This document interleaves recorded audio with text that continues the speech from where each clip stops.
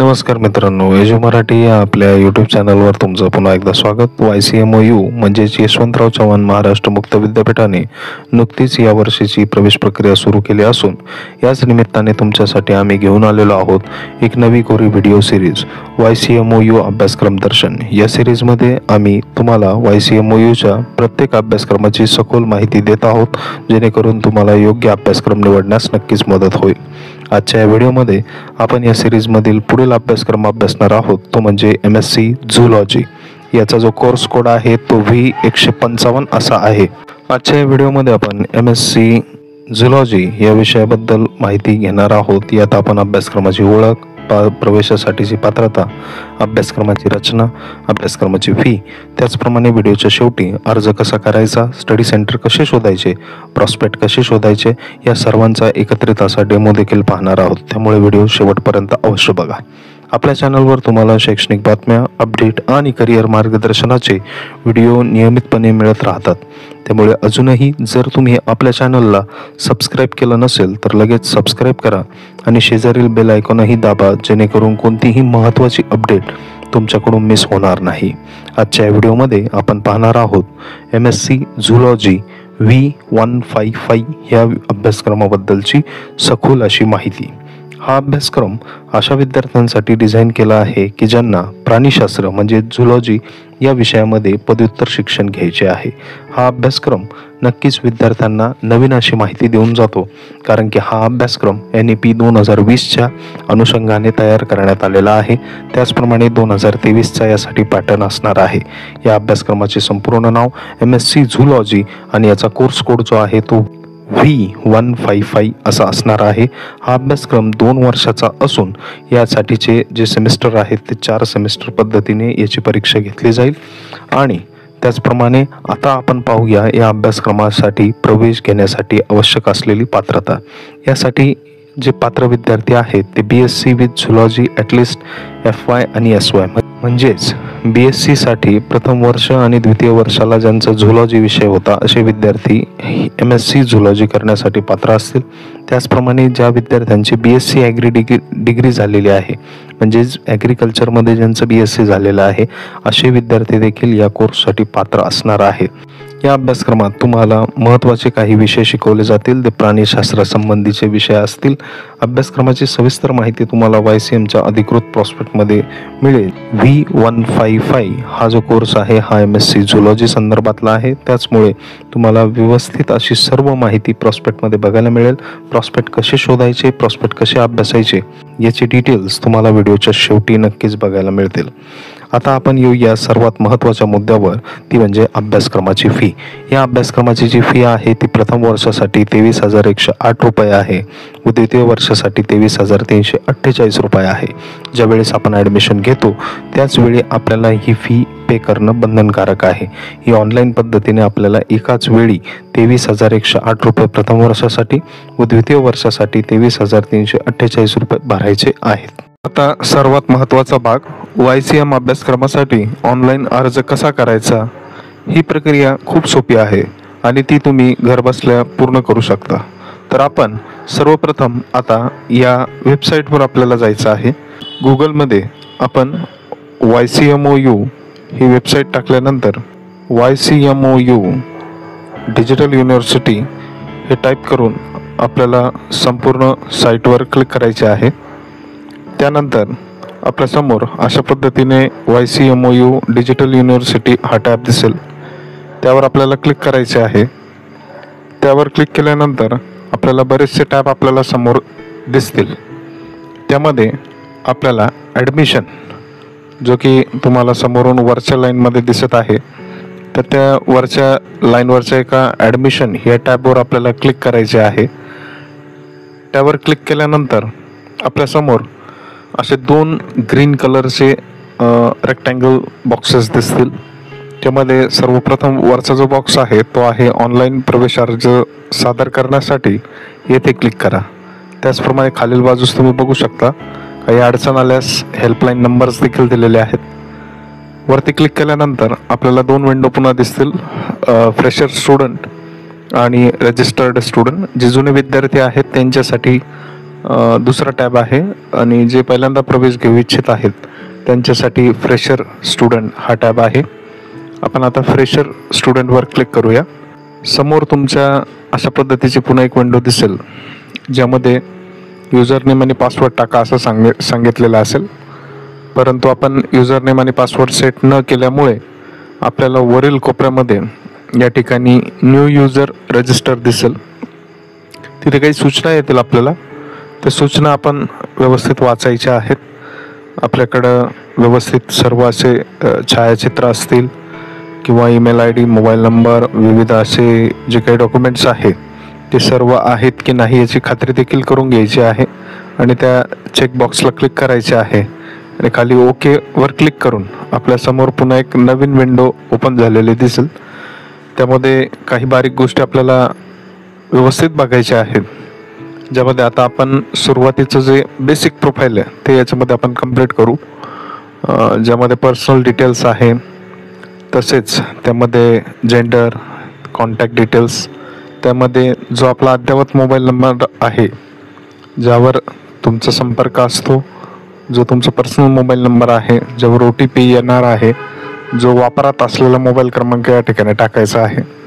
त्याचप्रमाणे email ID जो की आता अत्यंत महत्त्वाचा रोल या ठिकाणी प्ले करणार आहे, त्यामुळे जो आपला ईमेल ID आहे तो देखील महत्त्वाचा ठरणार आहे. तो टाकल्यानंतर खाली सबमिट या बटनाला क्लिक करून आपलं प्रोफाईल या ठिकाणी तयार करून घ्यायचं आहे. यानंतर पुढे तुम्हाला तुमचा लॉगिन ID आणि पासवर्ड तुमच्या नंबरवर येऊन जाईल.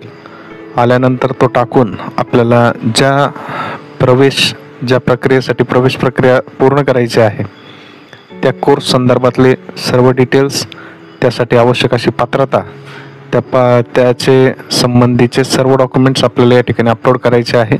अशा पद्धतीने तुम्ही संपूर्ण ॲडमिशन प्रोसेस ही या ठिकाणी करू शकतात.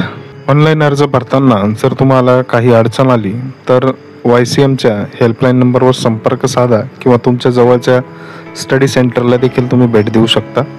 पुढील टप्पा आहे स्टडी सेंटर कसे शोधायचे. आता आपण पाहूया की तुमच्या जवळचे YCMचे स्टडी सेंटर किंवा अभ्यास केंद्र कसे शोधू शकता. कारण मुक्त विद्यापीठात प्रवेश घेतल्यानंतर तुम्हाला अभ्यासक्रमाशी संबंधित मार्गदर्शन तसेच परीक्षा आणि इतर प्रशासकीय कामांसाठी स्टडी सेंटरशी संपर्क साधावा लागतो. त्यामुळे आता आपण बघूया की नेमके स्टडी सेंटर कशा पद्धतीने शोधायचे. पुन्हा एकदा आपण गुगल या स्क्रीनवर यायचे आहे. कोणत्याही सर्च इंजिन ऑप्शनमध्ये गुगल या स्क्रीनवर आपल्याला यायचे आहे. त्यानंतर गुगलवर आल्यानंतर आपल्याला या ठिकाणी YCMOU स्टडी सेंटर सर्च अशा पद्धतीने बाहेरच आपल्याला यायचं आहे. कारण की तुम्ही जर वेबसाईटवर गेलात आणि तिथून सर्च करण्याचा प्रयत्न केला तर बऱ्याचदा त्या ठिकाणून सर्च होण्यास प्रॉब्लेम येतात. त्यामुळे सरळ आपण गुगलवरच लिहायचे आहे की YCMOU स्टडी सेंटर सर्च. तुम्हाला पहिला जो टॅब दिसेल जो तुम्हाला स्क्रीनवर दिसतो आहे त्यावर क्लिक करून तुम्हाला समोर 2 ऑप्शन दिसतील, district wise study centre search आणि दुसरा आहे स्कूल वाईज म्हणजे तुमचं फील्ड कोणते आहे. जसं आता मला जर MAd करायचं असेल तर मग हे एज्युकेशनमधलं झालं. मला जर BSc करायचं असेल तर मग हे सायन्समधील स्कूल झाली. तर त्या पद्धतीने सिलेक्ट स्कूल, तर अशा पद्धतीने आपण एक डेमो बघूया. सिलेक्ट स्कूल, तर इथं आपण स्कूल ऑफ सायन्सेस म्हणजे सायन्स संबंधीचे जितके पण कोर्सेस आहे ते या ठिकाणी आपल्याला सर्च करता येतील. खालचा दुसरा ऑप्शन याच्यामध्ये आहे, तर आपण स्कूल या ठिकाणी सिलेक्ट केलेली आहे स्कूल ऑफ सायन्सेस. असेच विविध तुम्हाला स्कूल या ठिकाणी दिसतील, ते आपल्याला क्लिक करून आपण सिलेक्ट करू शकतो. दुसरा आहे सिलेक्ट प्रोग्राम. तर प्रोग्राम सिलेक्ट करण्यासाठी मी या ठिकाणी मास्टर ऑफ सायन्स त्याच्यामध्ये मॅथमॅटिक्स हा कोर्स निवडला आणि खाली आहे सिलेक्ट मोड ऑफ लर्निंग. विविध असे ऑप्शन्स आहेत, तर आपण ऑल केलं आणि नंतर खालच्या सर्व ब्लू बॉक्सेस म्हणजे तुम्हाला या ठिकाणी कॉलेजही दिसतील, इन्स्टिट्यूटही दिसतील, युनिव्हर्सिटीचे डिपार्टमेंटही दिसतील आणि स्टडी सेंटरसुद्धा दिसतील. तर असे ज्या ठिकाणी हा कोर्स सुरू आहे हे सगळेच ऑप्शन तुमच्या समोर संपूर्ण महाराष्ट्रभर किंवा भारतभर जितके पण आहेत ते तुम्हाला समोर दिसायला सुरुवात होईल. समोर तुम्ही बघू शकता अशा पद्धतीची विंडो आपल्याला दिसेल. त्यानंतर व्ह्यू डिटेल्सवर क्लिक केले तर संपूर्ण दिसेल. पण हे बघायला जर कठीण जात असेल तर खाली एक 2 ऑप्शन आपल्याला दिसतात, एक्सपोर्ट टू एक्सेल किंवा एक्सपोर्ट टू PDF. तुम्ही एक्सेल म्हणून पण डाउनलोड करू शकता किंवा PDF म्हणूनही डाउनलोड करू शकता. आपण PDF वर क्लिक करूया. PDF वर क्लिक केल्यानंतर डाउनलोड्समध्ये आपल्याला अशा पद्धतीची एक PDF डाउनलोड झालेली दिसेल. त्यामध्ये आपण क्लिअरली बघू शकतो आणि इथं आपण जो सर्च टॅब आहे त्यावर क्लिक करून संपूर्ण आपण जे PDF आहे त्याचा अभ्यास या ठिकाणी करू शकतो. आपण बघू शकतोय अत्यंत सोप्या पद्धतीने या ठिकाणी आपल्याला स्टडी सेंटर शोधता येतील. त्याचप्रकारे आता नाशिक संदर्भात आपण बघूया. नाशिकवर क्लिक केल्यानंतर सायन्स स्ट्रीम संदर्भातले आणि मास्टर्स ऑफ मॅथ्स म्हणजेच MSc संदर्भातले वेगवेगळे स्टडी सेंटर्स आपल्याला या ठिकाणी बघायला मिळतील. त्यानंतर पुढील भाग आपल्याला बघायचा आहे. पुढील भागामध्ये आपण बघूया की ज्यामध्ये आता स्टडी सेंटर्स आपल्याला बघायचे आहे ते डिस्ट्रिक्ट वाईज. तर आपण पहिल्या टॅबला क्लिक करूया. तिथे क्लिक केल्यानंतर डिस्ट्रिक्ट वाईजमध्ये आपण जर गेलो तर डिस्ट्रिक्ट वाईजमध्ये आपल्याला या ठिकाणी सर्वप्रथम स्टेट सिलेक्ट करायचे आहे. स्टेट सिलेक्ट केल्यानंतर दुसरा जो आहे तर तो डिस्ट्रिक्टचा भाग आहे. तर आपण डिस्ट्रिक्ट म्हणून या ठिकाणी एक डिस्ट्रिक्ट म्हणजे जिल्हा आपण या ठिकाणी एक सिलेक्ट करूया. ज्यामध्ये आपण जालन्याचं एक उदाहरण बघूया. पुन्हा आपण सर्व ठिकाणी जर क्लिक केलं तर आपल्याला ज्या ठिकाणी आहेत म्हणजे आता आपण काय बघत आहोत तर पहिले आपण बघितलं की कोर्स वाईज स्टडी सेंटर्स बघितले. आता जिल्हा वाईज स्टडी सेंटर्स बघतोय. दोन्ही पद्धती तुम्हाला दाखवण्यात आलेल्या आहे. पुन्हा सेम खाली एक्सपोर्ट टू PDFला क्लिक केल्यानंतर संपूर्ण स्टडी सेंटर्स तुम्हाला PDFच्या स्वरूपात बघायला मिळतील. आपण जालन्याचा एक डेमो बघतोय सध्या. तर जालना जिल्ह्यामध्ये जितके पण स्टडी सेंटर्स आहे विविध कोर्स संदर्भातले सर्वच आपल्याला या ठिकाणी आता बघायला मिळत आहे. अत्यंत सोप्या पद्धतीने आपण या ठिकाणी स्टडी सेंटर्स शोधत आहोत. अशा पद्धतीने आपण स्टडी सेंटर्स नक्कीच शोधू शकतो. आता आपण पाहूया की अभ्यासक्रमाचे जे प्रॉस्पेक्ट मार्गदर्शक ते कसे बघायचे. प्रॉस्पेक्ट्समध्ये तुम्हाला अभ्यासक्रमाची सविस्तर अशी माहिती, शुल्क, वेळापत्रक संपूर्ण माहिती आपण दिलेलीच आहे, परंतु ते ऑफिशियल तुम्ही एक PDFच्या स्वरूपामध्ये या ठिकाणी बघू शकता. साईटला भेट दिल्यानंतर वरच्या बाजूला जो टॅब आहे ज्या ठिकाणी ॲडमिशन या टॅबवर आपल्याला क्लिक करायचे आहे. ॲडमिशन टॅबला क्लिक केल्यानंतर दुसरी जी विंडो आहे तुम्हाला 2 ग्रीन बॉक्स या ठिकाणी दिसतील. तर दुसरा जो ग्रीन बॉक्स आहे माहिती पुस्तिका शैक्षणिक सत्र जून 2025 येथे क्लिक करा. तर या ठिकाणी आपल्याला क्लिक करायचे आहे. हा जो बॉक्स दिसतोय यावर आपण क्लिक केले त्यानंतर तुमच्या समोर काही PG कोर्सेस दिसत आहेत, पोस्ट ग्रॅज्युएशन लेवल प्रोग्राम्स. त्याच्यामध्ये जवळपास तुम्ही जर व्यवस्थित बघितलं तर या ठिकाणी आपल्याला 19 PG कोर्सेस सध्या अपलोड करण्यात आलेले आहेत. त्याचप्रमाणे degree level courses 13 degree level courses आहेत. वेगवेगळ्या स्कूल संदर्भातले ते असणार आहेत.